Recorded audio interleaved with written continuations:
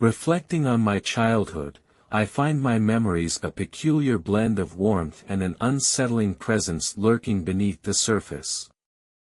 Growing up in a tight-knit town where everyone was familiar, my friends and I spent most of our days wandering the dense forests and vast fields that enclosed our neighborhood.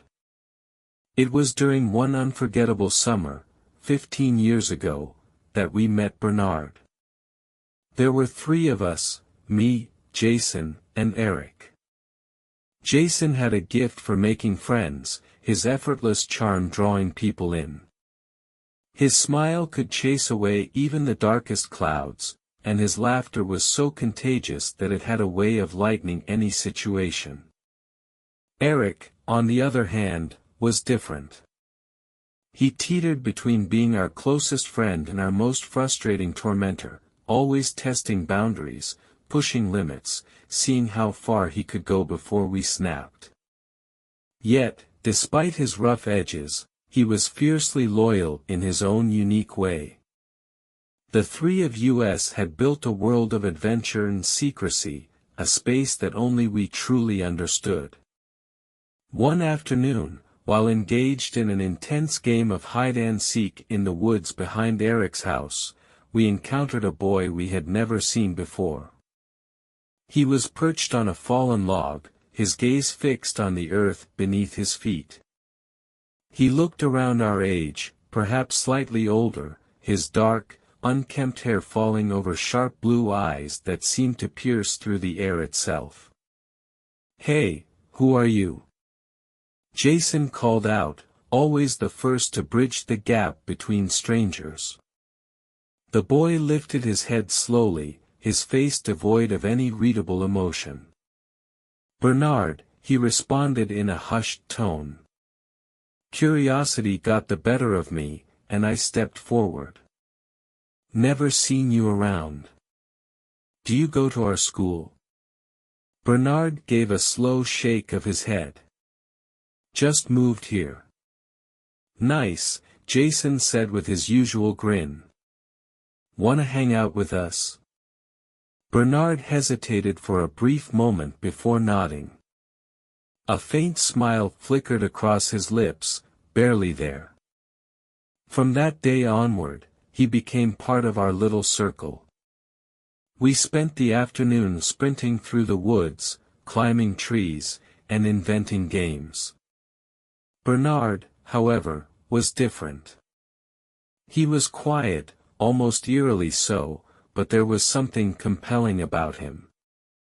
He carried himself with an unnatural fluidity, always watching, as if perpetually waiting for something unseen. Eric, ever the provocateur, pushed Bernard's buttons from the start. He teased him, called him names, trying to get some sort of rise out of him. But Bernard never responded the way Eric expected. He would simply stare at him, an eerie calm in his eyes, until Eric, unnerved, would finally drop the act.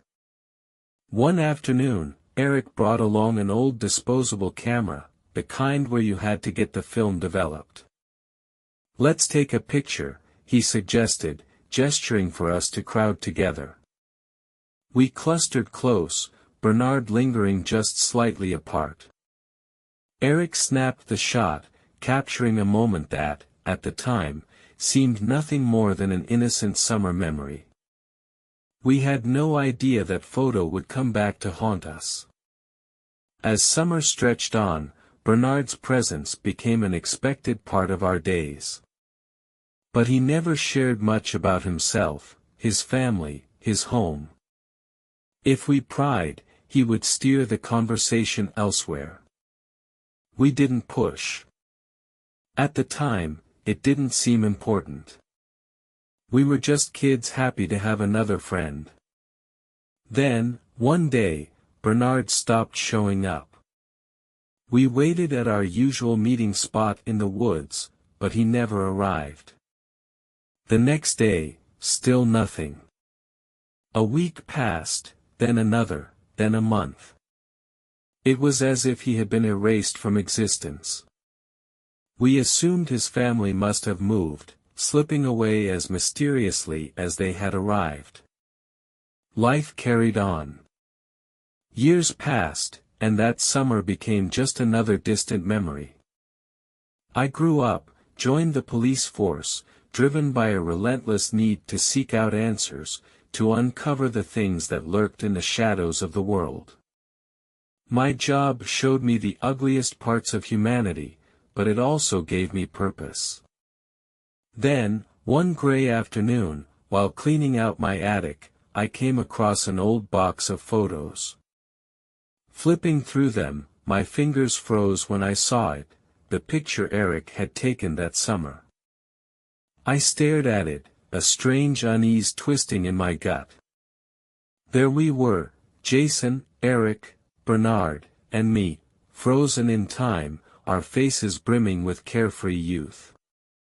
But Bernard's face, his eyes bore into me, more intense than I recalled. A sensation of something forgotten, something crucial, clawed at my mind. I couldn't let it go.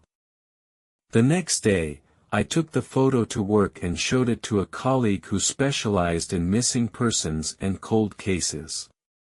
"Hey, take a look at this," I said, handing him the worn photograph. "Recognize this kid?" He scrutinized the picture, his brow furrowing. "Hold on a sec." He rummaged through an old file cabinet, flipping through papers, until finally, he pulled out a faded document. He glanced between the photo and the file in his hands, his expression darkening. "This is Bernard," he murmured, his voice laced with disbelief. "Bernard Thompson. He disappeared almost 30 years ago. One of our longest-standing unsolved cases." A shiver ran through me. My thoughts raced. How was that possible? We had met Bernard only 15 years ago. The timeline didn't add up. Something was very, very wrong. Compelled by a need for answers, I retraced our childhood steps back to the woods where we had first encountered Bernard. The once familiar trails were now overgrown, the trees thicker, the landscape eerily unchanged yet unfamiliar all at once. Pushing deeper, my pulse hammered against my ribs. Then, in a small clearing, I noticed something half buried beneath layers of dead leaves and dirt, a strip of cloth, tattered with age. Kneeling, I reached for it, my breath shallow, hands trembling. Digging deeper into the soil, my fingers brushed against something solid. My heart lurched. Bones. A skeletal hand curled upward, frozen in time, as if reaching for something long lost. My stomach twisted as I unearthed the rest of the remains. The realization hit me like a freight train. The bones, they belonged to a child. I called for backup, my mind numb, my skin clammy with dread. As I stood in the stillness of the forest, waiting for the forensic team to arrive, I could almost feel it, those piercing blue eyes watching me from somewhere unseen. The investigation confirmed what I already knew deep down. The remains belonged to Bernard Thompson, a boy who had vanished nearly 3 decades prior. But the deeper mystery, the one that gnawed at my sanity, was how he had been with us that summer only 15 years ago. I think about it often. About the silent, enigmatic boy who arrived out of nowhere and disappeared just as suddenly. Bernard, or whatever he was, left an unshakable imprint on our lives. When I told Jason and Eric what I had discovered, their reactions mirrored my own, utter bewilderment. Perhaps Bernard had been searching for something, for companionship, for remembrance. Maybe his spirit lingered, desperate to be acknowledged. Or perhaps the world holds truths we are simply not meant to comprehend, forces that twist reality in ways beyond our grasp. Some mysteries are destined to remain unsolved. They whisper through the forgotten corridors of time, lingering in the shadows of our past, forever haunting our memories.